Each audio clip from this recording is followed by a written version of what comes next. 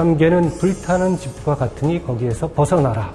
방편으로 진실을 편다라는 것입니다. 모든 중생이 부처님이 되도록 교화할 뿐이다 라는 것입니다. 부처님의 방편은 부처님의 자기의 표현이다 라고 할 수가 있습니다. 안녕하세요. 금강대학교 불교인문학부의 하영수입니다. 법화경에는 7가지의 유명한 비유가 나옵니다. 이를 법화치류라 하는데요. 앞으로 6회에 걸쳐서 법화치류를 통해 법화경에 대해 알아보는 시간을 갖도록 하겠습니다. 법화경은 산스크리트로 전해지는데요. 삿다르마 푼다리카 수트라라고 합니다. 삿다르마라고 하는 건 바른 법, 혹은 부처님이 깨달은 법, 부처님이 설한 법을 말합니다. 푼다리카는 흰 연꽃, 즉 백년입니다. 흰 연꽃, 백년은 모든 연꽃 중에서 가장 고귀한 연꽃이라고 이해되고 있습니다. 수트라는 경전이지요. 그래서 이것을 직역하면 바른 가르침의 흰 연꽃이라는 의미가 됩니다. 한역으로는 정법화경 또는 묘범연화경으로 번역되어 있습니다. 법화경의 중요한 내용으로는 방편으로 진실을 편다라는 것입니다. 부처님께서 깨달으신 법은 매우 심오하고 미묘하고 난해하다라고 말합니다. 그래서 부처님께서는 다양한 방편을 사용하셔서 교화를 하셨다라는 것입니다. 그리고 법화경에 들어와서 진실을 밝힌다는 것이 법화경의 입장입니다. 여기서 방편이라고 하는 것은 다양한 의미가 있지만 그것을 유형으로 정리를 하면 3승이 됩니다. 한편 진실, 교화의 진실은 일불승 혹은 일승이라는 것이 됩니다. 여기서 승이라고 하는 것은 가르침에 대한 비유적인 표현이지요.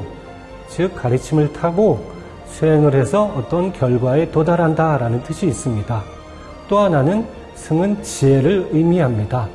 그래서 3승 하면 3가지 가르침 혹은 3가지 지혜를 말합니다. 한편 1승 하면 1가지 가르침, 1가지 지혜를 말하는 것이죠. 그렇다면 3승에는 무엇이 있을까요? 성문승, 영각승, 보살승이 바로 3승입니다. 성문승은 아라한의 길을 추구하는 부처님의 제자들을 말합니다. 자기 구제에 힘쓴다는 것이지요. 영각승은 은둔의 성자를 말합니다. 이들은 대승불교로부터 자기 구제를 주로 추구한다라는 의미에서 소승이라고 불렸습니다. 3승의 마지막은 보살승입니다. 이것이 바로 대승인데요. 예전에 부처님의 보살 수행을 따라서 서원을 세우고 육바라밀을 실천해서 부처가 되겠다라는 것입니다. 이것은 자신의 구제라고 하는 건 타인도 행복해져야 진정한 구제가 된다라는 뜻이 담겨 있습니다. 그런데 이 3승은 서로 각자 다른 길을 걸어가고 있다고 생각을 했습니다. 여기서 등장한 것이 1승입니다. 1승이라고 하는 건 가르침은 하나라는 것입니다. 즉 부처님의 지혜로 가르칠 뿐이다. 다시 말씀드리면 모든 중생이 부처님이 되도록 교화할 뿐이다 라는 것입니다. 이것이 부처님이 이 세상에 오셔서 가르침을 펴신 진정한 목적이라고 법화경은 말하고 있습니다. 다양한 불교의 가르침을 연결하고 하나의 진실로 승화시키는 경전이 바로 법화경인 것이지요. 부처님은 다양한 방법으로 사람들에게 설법을 했다고 전해집니다. 문답을 하기도 하고요. 개성을 펼쳐주시기도 하고요. 또 비유를 많이 들기도 하셨습니다. 그래서 불교에는 비유의 가르침이 참 많습니다. 예를 들어 무소의 풀처럼 혼자서 가라 라는 것도 수행자의 태도를 비유한 것이고요. 독화살을 맞은 중생의 이야기, 그리고 뗏목을 타고 강을 건너간다 라는 비유들이 유명합니다. 법화경 또한 다양한 비유로서 일불승의 진실을 깨우쳐 줍니다. 법화경에는 많은 비유가 있습니다.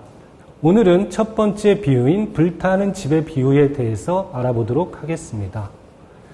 이 비유는 제3 비유품에서 설해집니다. 비유품에서 부처님의 수제자인 사리불이 부처님께서는 언제나 일불승, 즉 부처님의 지혜를 얻도록 교화할 뿐이다. 삼승은 방편이었다라는 걸 이해하고 깨닫게 됩니다. 그래서 크게 기뻐하면서 부처님 그 의미를 다른 사람들에게 또 설명해 주십시오라고 요청을 드립니다. 그러자 부처님께서는 지혜 있는 사람이라면 비유를 통해 그 의미를 이해할 수 있을 것이다 라고 하면서 이 비유가 시작이 됩니다. 화택의 비유, 불타는 집의 비유는요, 아버지와 아이들의 이야기로 시작이 됩니다. 이 아버지와 아이들은 큰 집에 함께 살고 있었습니다. 이 집은 매우 크지만 낡고 오래되었고 또 위험한 곳이기도 했습니다. 사나운 짐승들, 그리고 징그러운 벌레들, 무서운 악기들이 소리를 치며 돌아다니는 험한 곳이었죠. 그런데 이곳에서 갑자기 큰 불이 사방에서 일어나게 됩니다. 아버지는 그것을 알아차리고서 아이들한테 빨리 빠져나와라, 이 집은 위험하다라고 얘기를 해주었습니다. 그러나 아이들은 놀이에 정신이 팔려서 집이 위험한지도 모르고 불이 타오르는지도 알지 못했습니다. 아무리 얘기를 해도 아이들이 아버지의 이야기를 듣지 않자 아버지는 한 가지 묘책을 생각해냅니다. 자, 아이들이 정말 좋아하는 게 뭘까라고 생각을 하고서요. 자, 아이들이 좋아하는 장난감으로 유인을 해야겠다라고 아이디어를 떠올린 것이죠. 즉, 양이 끄는 수레, 사슴이 끄는 수레, 소가 끄는 수레로 유인을 하자라는 것입니다. 요즘으로 치면 훌륭한 자동차로 유인을 했다, 이렇게도 볼 수가 있겠습니다. 아이들에게 저 집 밖에 3개의 아주 멋진 수레가 있으니까 너희들이 가지고 싶은 것을 마음껏 가져라 라고 이야기를 합니다.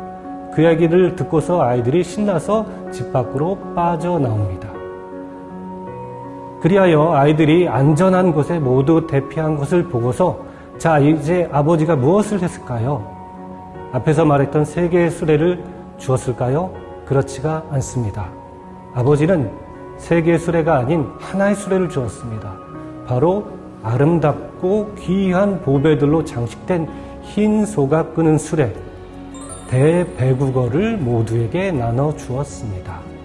아이들은 기대 이상의 큰 보물을 얻은 것이죠. 이 비유에서 아버지는 부처님이고 아이들은 중생입니다. 낡고 오래된 큰 집은 윤회의 세계입니다. 이 세계는 험하고 위험한 험난한 곳입니다. 이 세계에 불이 탔다고 하는 것은 가래를 말합니다. 부처님께서는 초기 경전에서 온 세상이 불타고 있다라고 하는 불타오름에 관한 경전을 설하셨습니다. 그것이 이 비유의 모티브가 된 것이라고 생각됩니다. 자, 그래서 이 가래 때문에 온갖 고통을 받고 있는데요. 3개 수레로 유인을 했죠. 양수레, 사슴수레, 소해수레입니다. 그것이 바로 성문승, 영각승, 보살승을 말합니다. 유인을 했다고 하는 건 방편이라는 것을 의미합니다. 한편 흰 소가 끄는 수레를 나눠줬다라고 하는 건 일불승을 말합니다. 실제로 이것을 나눠줬다라고 하는 것은 이것이 부처님의 진실이라는 뜻이죠.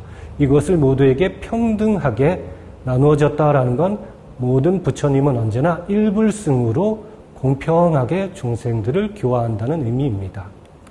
이 비유는 부처님께서 방편을 써야 했던 이유를 설명하고 있습니다. 사람들은 저마다 능력이나 성향, 열망, 관심, 환경 이런 것들이 다 다릅니다.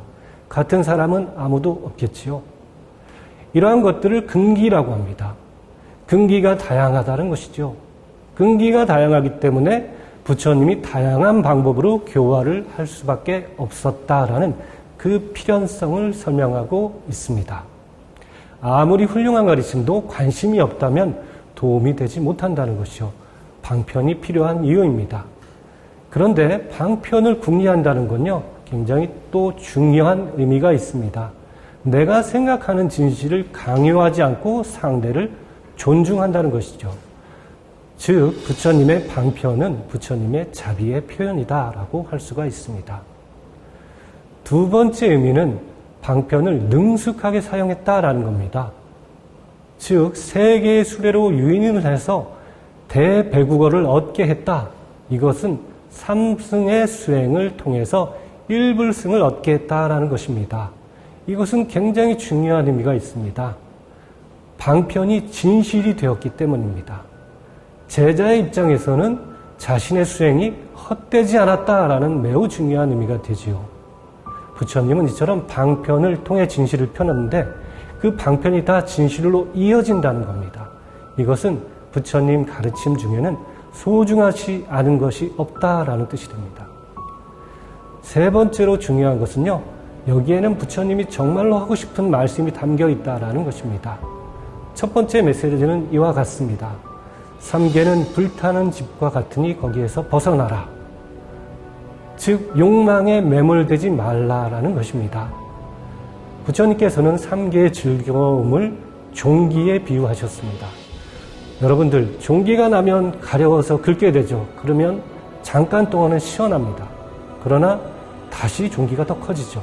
삼계의 즐거움은 그와 같다라고 부처님은 경계하셨습니다. 그러나 두 번째 중요한 메시지가 있습니다. 욕망에서 벗어나는 것이 끝이 아니다라는 것입니다.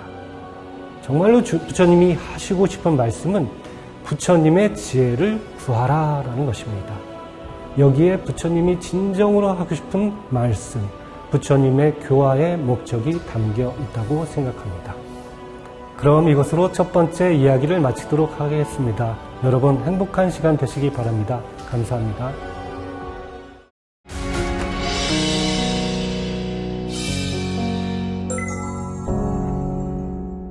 근기가 높은 사람만 가르치느냐? 그렇지가 않다는 것이 이 비유의 포인트입니다. 이 비유에서 인생의 의미에 대해 한번 생각을 해볼 수가 있습니다. 성숙의 끝에는 붓다가 있다 라고 말하는 것이 아닐까 생각이 됩니다. 안녕하세요. 금강대학교 불교인문학부의 하영수입니다. 지난 시간에는 법화경의 첫 번째 비유, 불타는 집의 비유에 대해서 알아보았습니다.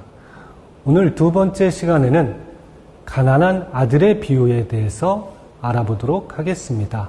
이 비유의 원래 제목은 부자 아버지와 가난한 아들의 비유입니다. 그래서 장자궁자유라고 하는데요. 줄여서 궁자유, 가난한 아들의 비유라고 합니다.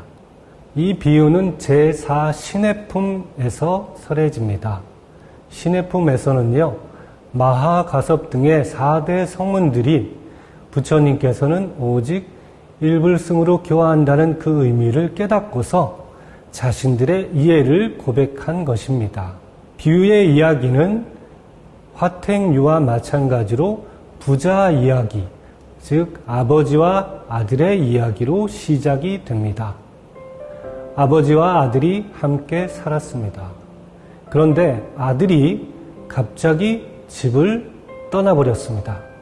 가출을 한 것이지요. 어린 나이에 가출을 한 아들이 어떻게 살았을까요? 먹을 것, 입을 것 얻으려 매일매일 고생하면서 매우 궁핍한 생활을 했습니다. 한편 아버지는 이 아들을 한시도 잊지 않고 아들을 찾아다녔습니다. 시간이 오래 지났습니다.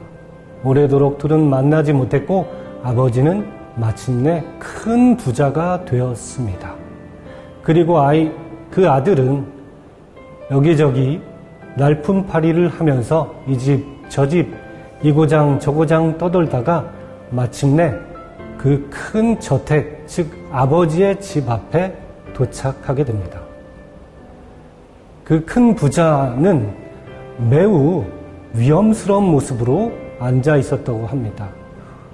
훌륭하고 멋있는 의자에 앉아서 많은 사람들에 둘러싸여서 공경을 받으면서 부지런히 일을 하고 있었다고 합니다. 그 가난한 사람, 그 아들이 그 아버지를 처음 보았을 때 어쨌을까요? 야, 이 사람은 왕쯤 되나 보다. 대단한 분이구나. 나와는 완전히 다른 분이야. 여기는 내가 있을 곳이 못 돼. 아들은 엄청나게 마음이 위축됐습니다. 한편 아버지는 그 행색이 초라한 그 사람이 자신이 그토록 찾아다니던 아들임을 한눈에 알아보았습니다. 그래서 곁에 있는 사람을 보내서 그 사람을 데려오라라고 합니다. 그러자 그 아들은 웬 이상한 사람들, 웬 멋있는 사람들이 자신을 쫓아오니까 두려움을 느끼면서 도망을 칩니다. 내가 여기 있으면 큰일 나겠다. 내가 무슨 잘못이 됐나? 여기는 내가 있을 곳이 아니야 라고 했던 거죠. 마침내 기절을 해버립니다. 그래서 아버지는 일단 또 다른 방법으로 접근을 해야겠다라고 생각을 했습니다. 그래서 어떤 방법을 택했냐면 바로 아들과 행색이 비슷한, 행색이 초라한 사람을 보내서 아들을 데려오도록 하였습니다. 그래서 이렇게 얘기를 했다고 합니다. 저 집에 가면 보수를 2배로 준다. 우리 같이 가서 일을 하자라고 그렇게 데려오게 하였습니다. 즉 그 아들이 그 집에 도착해서 했던 일은 우물통을 치우는 일이었습니다. 화장실 청소, 즉 똥을 치우는 일이었습니다. 자, 아들은요, 그 훌륭한 집에서 그 정도 일을 하는 것이 나한테는 적당하다 라고 생각을 하고 그 일에 나름대로 만족하면서 그 일을 성실하게 했다고 합니다. 그리고 한 20여 년의 시간이 흘러갔습니다. 그동안에 아버지는 그 아들이 어떻게 잘 지내고 있는가라는 것을 유심히 보면서 가끔 말을 걸기도 하고 가끔은 그 아이와 비슷한 모습, 그러니까 멋진 옷을 다 보여 누더기 같은 좀 허름한 옷을 입고 흙먼지를 묻히고서 그 아들에게 접근을 해서 어떻게 일은 잘 하고 있는가, 생활은 어떻게 만족할 만한가 라고 하면서 조금씩 이야기를 트기도 하고 그러면서 서로 신뢰 관계를 형성해 나갔다고 합니다. 그렇게 시간이 흘렀고요. 아버지가 보기에 이제 그 아들은 큰 일도 잘 해낼 수 있을 것 같다는 생각이 들었습니다. 그 마음이 굳건해진 것이죠. 그러니까 이제는 아버지가 더 큰 일을 맡깁니다. 어떤 일을 맡겼냐면 보물창고 관리하는 일을 맡겼습니다. 자, 이렇게 시간이 흐르면서 아버지는 임종이 가까웠음을 알게 됩니다. 그래서 많은 사람들, 국왕과 귀족들, 여러 사람들, 친지들을 불러놓고 이렇게 얘기를 합니다. 이 사람은 내가 예전에 내 집을 떠난 내 아들이고, 자, 우리가 이렇게 해서 만났습니다. 이제 내가 가진 모든 유산을 이 아이에게 물려줄 것입니다. 라고 선언을 했다고 합니다. 이 비유에서 아버지는 부처님을 말합니다. 근데 이 아버지가 부자로 나온 것은 지혜와 공덕이 크다는 것이죠. 한편 가난한 아들은 성문 제자를 말합니다. 지혜와 공덕이 적다는 뜻이지요. 아버지의 집을 떠났다라고 하는 것은 진리에 어두워, 즉 무명에 쌓여 윤회를 떠돌았다는 것입니다. 그러다가도 다시 오랜 세월이 지나 만났다라고 하는 건 법의 인연이 작용했다는 것입니다. 아들이 그 아버지의 집에서 오물을 치우는 일, 즉 화장실 청소를 했다라는 것은 뭘까요? 바로 우리 마음을 더럽게 하는 그 번뇌를 정화하는 일을 했다는 것입니다. 아이가 그 일에 만족했다는 것은 무엇일까요? 번뇌 정화하는 것으로 충분하다고 여겼던 것입니다. 이것은 아직 자신이 부처님의 지혜를 얻겠다, 즉 부처가 되겠다라는 열망이 없는 상태입니다. 보물창고를 관리했다고 하는 것은 부처님의 지혜를 담당했다라는 것입니다. 그렇게 보물창고를 관리하도록 맡겼다라는 건 아이의 마음, 즉 제자의 마음이 그들의 심지가 굳어지고 성숙했다라는 이야기가 됩니다. 그리고 임정씨의 아들임을 밝혔다라고 하는 것은 성문이 사실은 보살이다라는 겁니다. 모든 보배의 유산을 물려주었다라는 것은 일불승을 설했다. 즉 부처님의 지혜, 부처님 되는 가르침을 전했다라는 내용입니다. 이 비유는 다음과 같은 중요한 의미가 있습니다. 첫 번째는 근기의 성숙입니다. 저희들은 앞에서 화택의 비유에 대해서 알아보았습니다. 화택의 비유에서는 부처님이 삼승으로 중생을 교화를 해야만 했던 필연성을 말하였습니다. 그것은 근기, 즉 성향이나 능력 등이 다 다양하다는 것입니다.